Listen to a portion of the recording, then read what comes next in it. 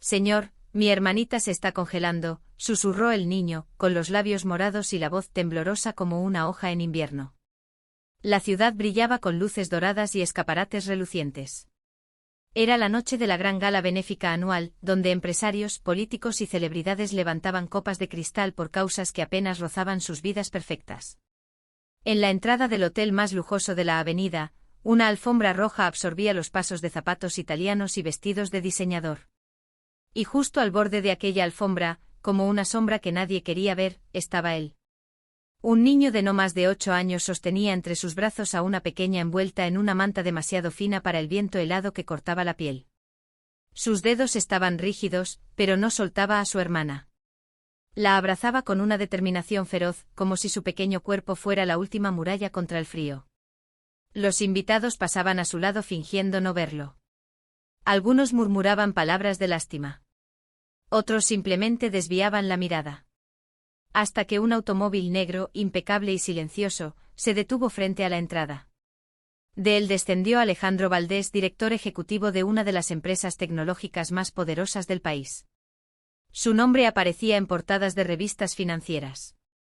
Su fortuna era tema de conversación en cenas exclusivas. Su presencia imponía respeto.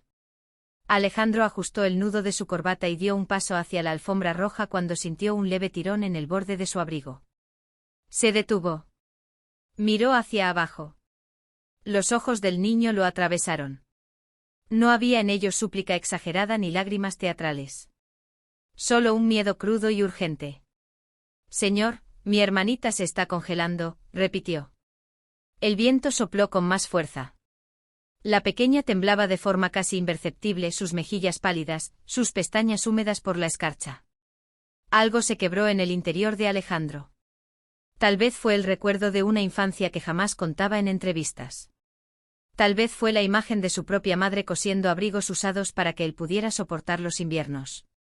O quizá fue simplemente la verdad desnuda frente a él, dos niños que necesitaban ayuda en ese preciso instante. Sin decir una palabra, se quitó su costoso abrigo de lana italiana y lo envolvió alrededor de ambos pequeños. El niño abrió los ojos con sorpresa, como si aquello fuera un milagro imposible. ¿Dónde están tus padres?, preguntó Alejandro con voz firme, aunque más suave de lo que él mismo esperaba. El niño bajó la mirada. No tenemos a nadie. Las cámaras comenzaron a capturar la escena. Sus asistentes, incómodos, susurraban que la prensa estaba observando. Que la gala estaba por comenzar. Que los inversionistas lo esperaban. Pero Alejandro ya no escuchaba nada. Se inclinó, tomó a la niña con cuidado y sintió lo ligera que era. Demasiado ligera. Suban al coche, ordenó a su conductor. Señor, la gala, intentó intervenir uno de sus asesores. Alejandro lo miró con una frialdad que cortó cualquier argumento. La gala puede esperar. Dentro del vehículo, el calor comenzó a envolverlos. El niño no soltaba la mano de su hermana ni apartaba los ojos del hombre que acababa de cambiar el rumbo de su noche, y quizá de sus vidas. ¿Cómo te llamas?, preguntó Alejandro. Mateo. ¿Y ella? Lucía. Lucía abrió apenas los ojos y murmuró algo ininteligible antes de hundirse en el abrigo que aún llevaba el perfume caro del empresario. El coche arrancó dejando atrás el brillo superficial del hotel. Durante el trayecto, Alejandro hizo llamadas breves y precisas. Ordenó preparar la casa. Avisó a su médico de confianza. Pidió ropa, comida caliente, una habitación lista. Mateo observaba cada movimiento con una mezcla de asombro y desconfianza. ¿Por qué nos ayuda?, preguntó finalmente. Alejandro tardó en responder. Miró por la ventana, viendo cómo las luces de la ciudad se desdibujaban. Porque alguien debió haberlo hecho hace mucho tiempo, murmuró. Cuando llegaron a la mansión, las puertas se abrieron como si el lugar hubiera estado esperando su llegada. El contraste era abrumador, pisos de mármol, lámparas de cristal, paredes cubiertas de arte. Mateo apretó más fuerte la mano de su hermana. Alejandro lo notó. Aquí nadie les hará daño, dijo con firmeza. El médico examinó a Lucía de inmediato. Hipotermia leve, desnutrición, agotamiento extremo. Nada que no pudiera tratarse si se actuaba rápido. Mientras tanto, Mateo fue llevado a una sala donde le ofrecieron sopa caliente. Al principio dudó. Luego el aroma venció su orgullo y comenzó a comer con una rapidez que delataba días sin alimento adecuado. Alejandro lo observaba desde la puerta. Cada cucharada era un golpe silencioso contra su conciencia. Cuando el médico terminó con Lucía, se acercó al empresario. Llegaron justo a tiempo. Alejandro asintió, pero su mente ya estaba en otro lugar. Quiero saber todo, ordenó a su jefe de seguridad. ¿De dónde vienen? ¿Qué les pasó? ¿Quién permitió que terminaran en la calle? Esa noche la gala benéfica se celebró sin su principal patrocinador. Y por primera vez en años, Alejandro Valdés no sintió que había perdido algo importante. Sin embargo, mientras Mateo se acomodaba en una cama demasiado grande para él y Lucía dormía bajo mantas gruesas, una verdad comenzó a emerger como una sombra persistente. Aquellos niños no habían llegado a esa avenida por casualidad. Habían huido. Y lo que dejaron atrás estaba más cerca de lo que Alejandro imaginaba. La investigación comenzó antes del amanecer. Alejandro no era un hombre acostumbrado a dejar cabos sueltos. A las 6 en punto, mientras la casa aún dormía, ya tenía sobre su escritorio un informe preliminar. Nombres falsos usados en albergues temporales. Una dirección en las afueras de la ciudad. Reportes de vecinos sobre gritos frecuentes. La palabra padrastro aparecía subrayada 3 veces. Mateo despertó sobresaltado cuando una pesadilla lo arrancó del sueño. Tardó unos segundos en recordar dónde estaba. El techo no tenía manchas de humedad. Las sábanas olían a limpio. Lucía respiraba con calma a su lado, arropada hasta el cuello. La puerta se abrió lentamente y Alejandro apareció sin traje, sin corbata, con una simple camisa blanca. ¿Te asustaste?, preguntó en voz baja. Mateo dudó antes de asentir. Alejandro se sentó al borde de la cama, manteniendo cierta distancia para no invadir su espacio. Aquí están a salvo, repitió, pero esta vez no sonó como una promesa ligera, sino como un compromiso personal.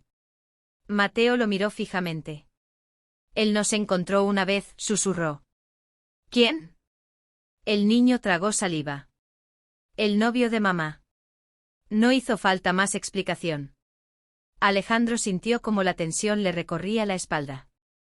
Horas después, en el comedor principal, Lucía comía lentamente pan tostado con mermelada. Sus pequeñas manos ya no temblaban.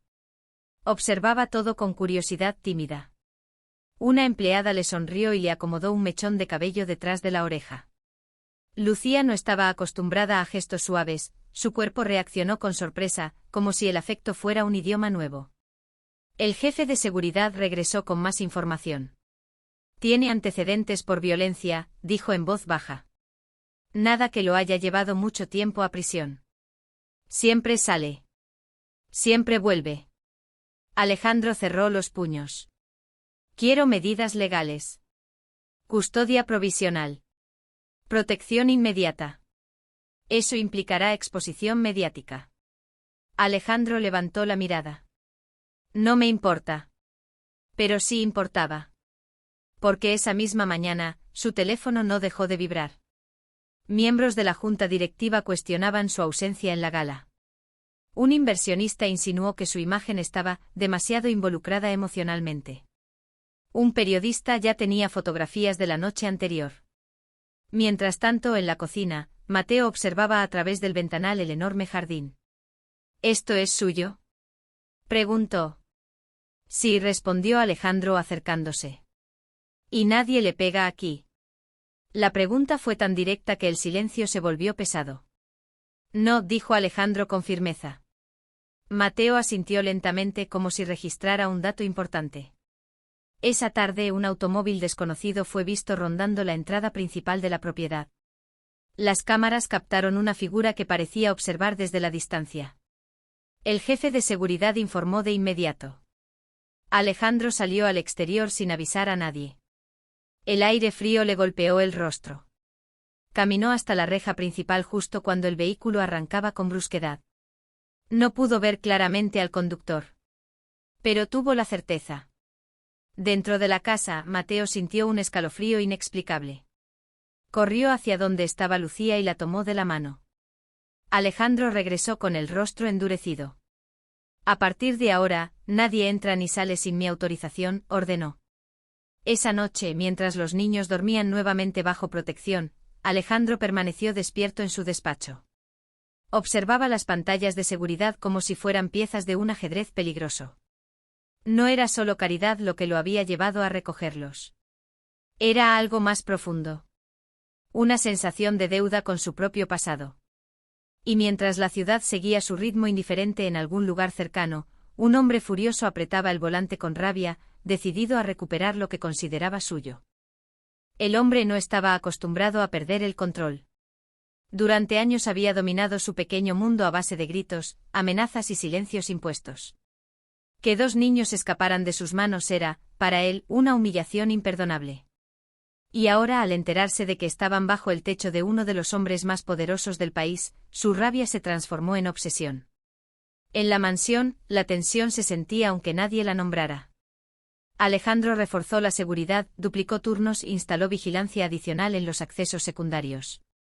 Pero más allá de las cámaras y los guardias, sabía que la verdadera batalla sería legal. Esa mañana recibió a su abogada en el despacho. Si queremos la custodia provisional, necesitaremos que el niño declare, explicó ella con serenidad profesional.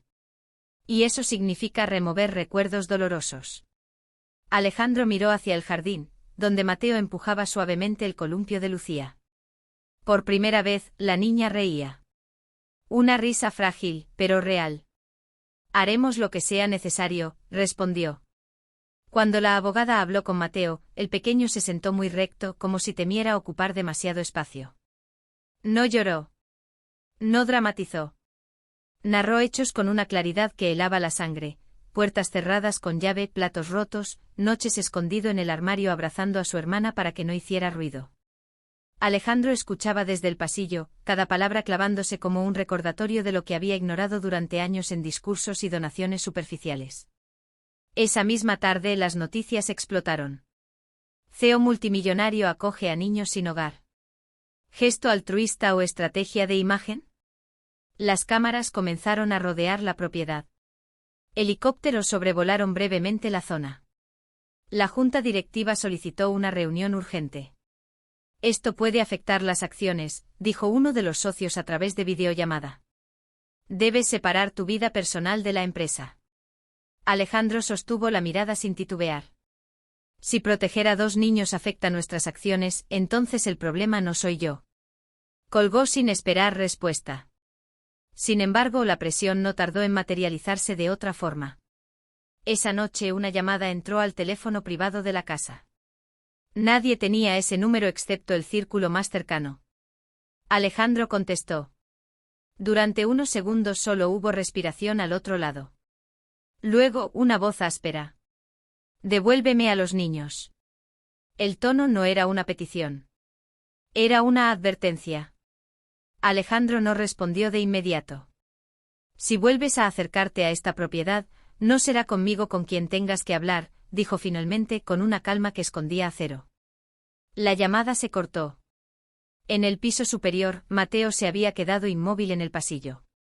Había escuchado suficiente para entender. Cuando Alejandro subió, lo encontró sentado frente a la puerta del dormitorio, protegiendo a Lucía incluso mientras ella dormía. No tienes que hacer guardia aquí, le dijo suavemente. Siempre tengo que hacerlo. Alejandro se arrodilló frente a él. Ya no. El niño lo miró intentando decidir si podía creerle. Abajo las cámaras captaron movimiento en la calle lateral. Una sombra cruzó rápidamente el muro perimetral antes de desaparecer. La alarma silenciosa se activó. Los guardias salieron en cuestión de segundos. Y en medio del caos contenido, mientras las luces exteriores se encendían de golpe iluminando la noche, una verdad quedó clara. El pasado no iba a retirarse sin pelear. La figura fue interceptada antes de alcanzar la terraza trasera. Los guardias actuaron con precisión, reduciéndolo contra el suelo húmedo mientras las luces blancas revelaban su rostro desencajado por la furia. Mateo observaba desde la ventana, el corazón golpeándole el pecho como un tambor desbocado. Reconoció esa silueta incluso antes de ver la cara. Reconoció el miedo. Alejandro salió al exterior sin prisa, pero con una determinación que imponía silencio. Se detuvo a unos pasos del hombre inmovilizado. No había odio en su expresión, solo una firmeza inquebrantable. Se acabó, dijo con voz baja, pero suficiente para que todos la escucharan. La policía llegó minutos después. Esta vez no hubo advertencias suaves ni excusas convincentes. Las pruebas recopiladas, los testimonios, las grabaciones de seguridad y la declaración de Mateo formaban un muro imposible de atravesar. Mientras se lo llevaban esposado, el hombre gritó amenazas vacías que se perdieron en la distancia. Dentro de la casa, el silencio fue distinto. Ya no era el silencio tenso de la espera, sino uno que anunciaba un cambio irreversible. Mateo permanecía rígido hasta que Alejandro entró y se arrodilló frente a él. No volverá, afirmó con una seguridad absoluta. Te lo prometo. Esa vez, el niño no preguntó cómo. No pidió detalles. Solo dio un paso al frente y, por primera vez desde que había llegado, abrazó a Alejandro. No fue un gesto elegante ni calculado. Fue un abrazo desesperado, profundo, liberador. Lucía, aún somnolienta, se unió a ellos, envolviendo con sus pequeños brazos lo que ahora era, sin saberlo, su nuevo comienzo. Los días siguientes trajeron titulares aún más intensos. Pero ya no hablaban de escándalo, sino de valentía. La historia completa salió a la luz. Organizaciones infantiles respaldaron la decisión. Otros empresarios comenzaron a comprometer recursos reales, no solo donaciones simbólicas. Alejandro compareció ante la prensa una sola vez. No hice nada extraordinario, declaró.